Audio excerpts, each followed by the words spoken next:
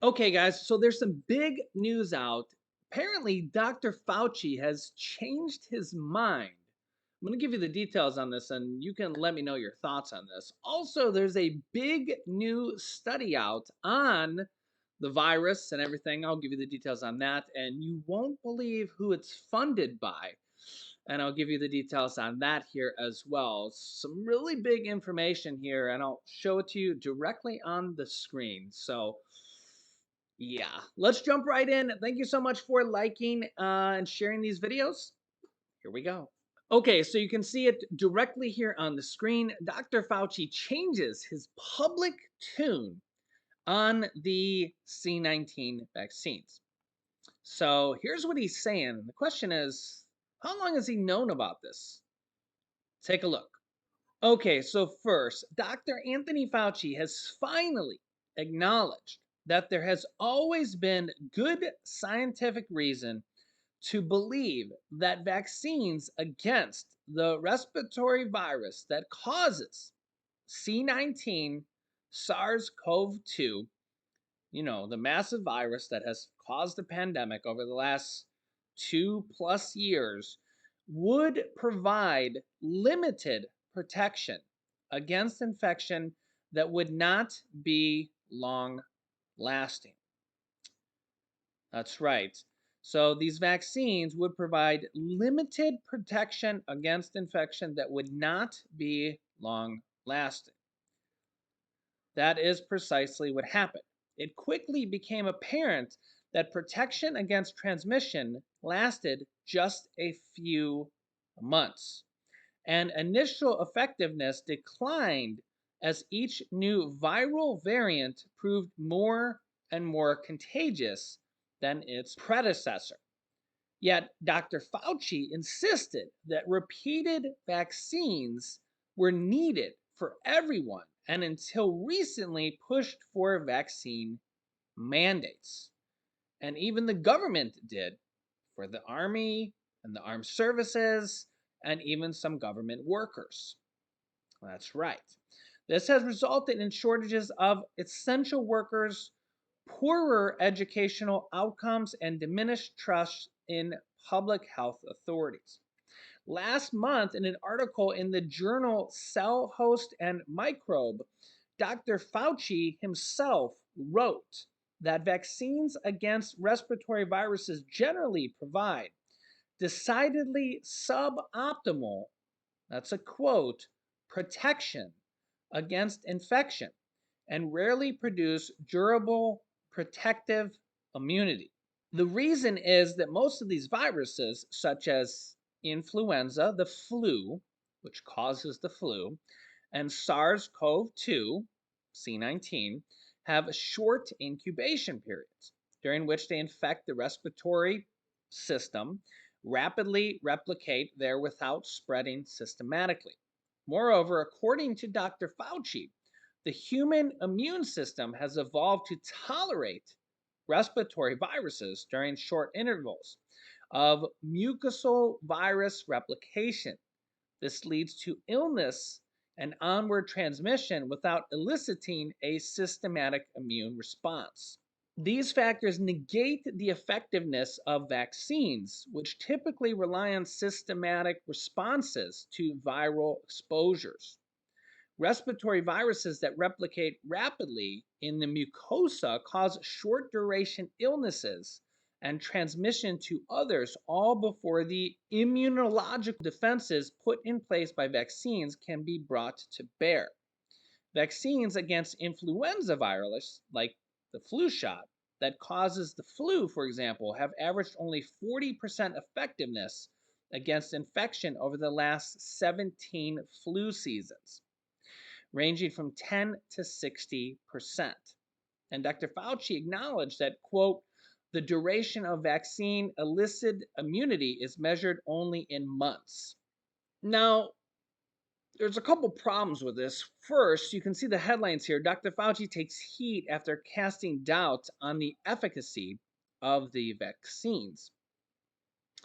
So there's a couple things to talk about here.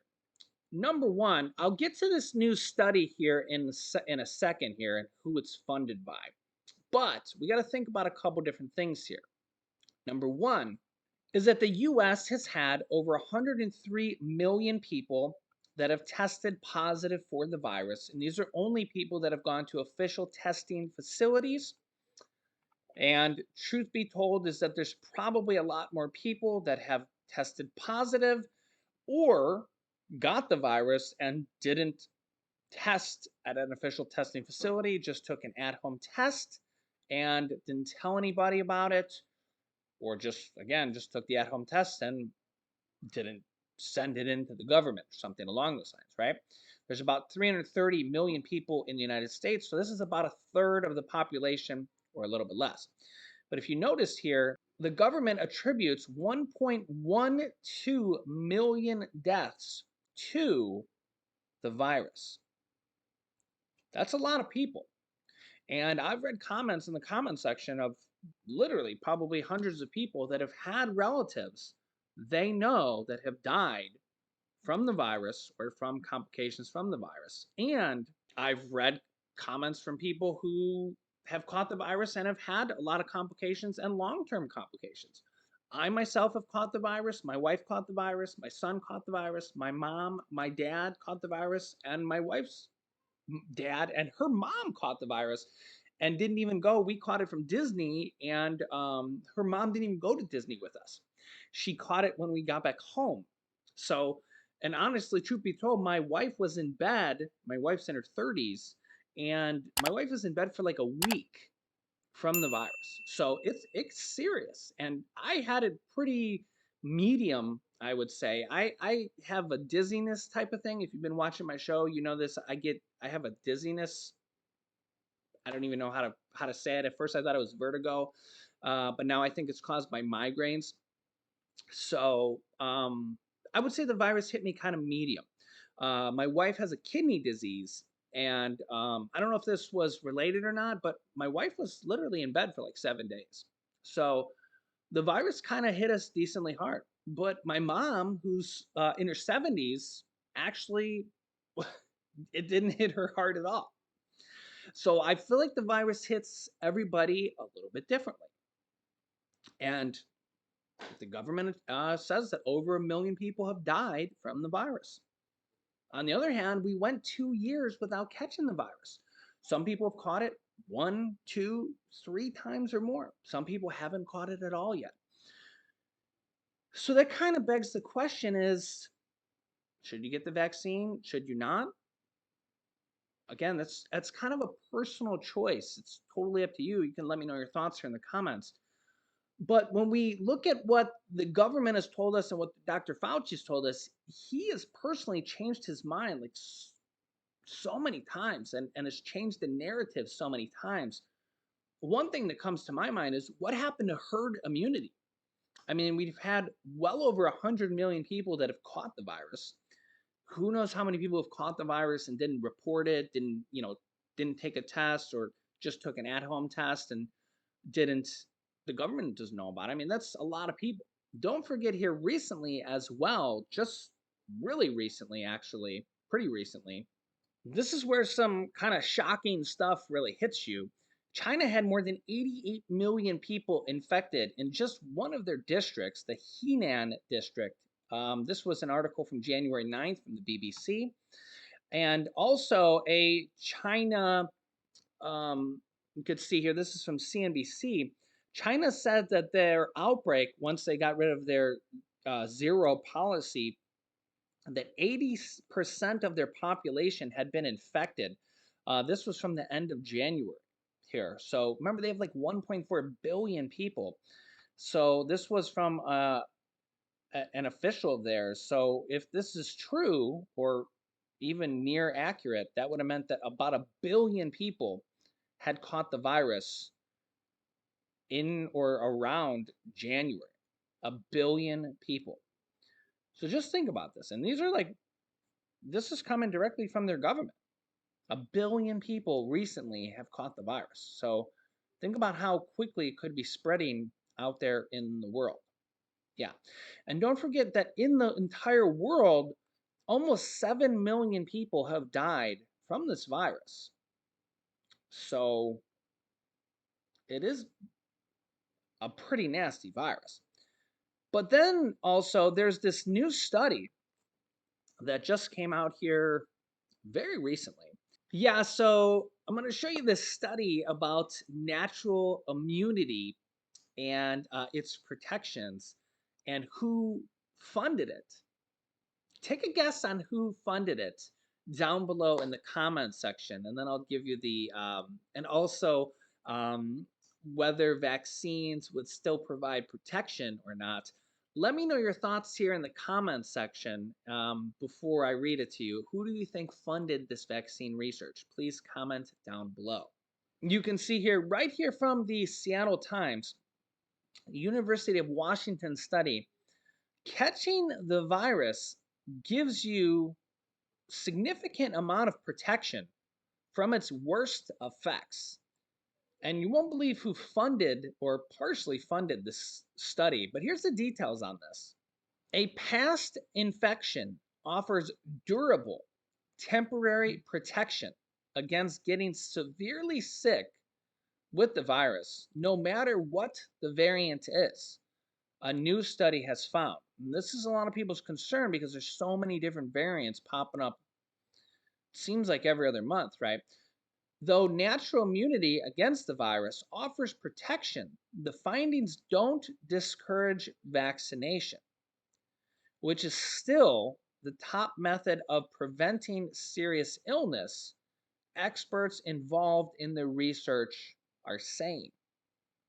University of Washington researchers are calling their study, published February 16th in the peer-reviewed journal The Lancet, the most comprehensive to date when it comes to showing evidence of natural immunity protection from the virus. The protection offered by natural immunity against hospitalization and death lasts for nearly a year, the study found. Specifically, a person's risk of needing hospitalization treatment for the virus or dying from it was 88% lower for at least 10 months if you've caught the virus. That's the problem, is that you got to catch the virus once to get that protection and not die from it, right? Yeah, so therein lies the problem. Catching the virus was also shown to guard against reinfections, symptoms while a person is infected, and severe illness when it came to an ancestral virus variants, meaning the Alpha, the Delta, and the original Omicron strains the study found. I believe most people think that the Delta was one of the worst strains. The work suggests that the level and duration of protection against reinfection and systematic disease and severe illness is at least on par with that provided by 2 doses of mRNA vaccines, which is Moderna or Pfizer, for the ancestral Alpha, Delta, or Omicron BA.1 variants, a news release on the study says. And guess who funded this? The study received funding from the Bill and Melinda Gates Foundation. Yeah. Let me know your thoughts on that in the comments section. Now, the other thing I want to mention here is whatever happened to herd immunity? Seems like that is just completely gone. Remember when this virus came out, they were talking about herd immunity, herd immunity. We got to get to herd immunity. Now it seems like that's what, nobody's talking about that anymore. I mean, because when you look here, what's the nation's progress on vaccinations? Well, 262 million people, almost 263 million people, or 79% of the population have received at least one dose. 68% of the population are considered fully vaccinated with 2 doses. So that's a lot of people. 262 million people have received at least one dose, 79% of the population. What are your thoughts on this? Good, bad, indifferent? Yeah. And remember, some people had to get these or lose their job. Some people did have that choice. Only 33%, which is still 108 million people, have received a booster dose, which would be at least 3 doses. In the US, almost a billion doses have been distributed, 958 million doses. Um, Females have a little bit more of the kind of male to female ratio. 77% of female have received at least 1 dose, where 66% of men have received 1 dose. What's interesting here is that 65 and older, more than 95% of the population have received at least 1 dose, and 93% are fully vaccinated at 65 and older. Yeah, so let me know your thoughts on this, and I'll keep you up to date here with everything going on here in our country on a daily basis. If you haven't yet, make sure to click the subscribe button down below to our YouTube channel and click the bell icon afterwards so you don't miss out on new videos that come out here every day on our channel here. And thanks so much for liking and sharing these videos here as well. Here's some videos you can watch next. Click on this video to watch another video I did about Dr. Fauci and some new information. And here is a new video I did about Social Security and a potential new boost for seniors. So click on one of those videos next. Thanks for watching, guys, and I'll see you in the next video.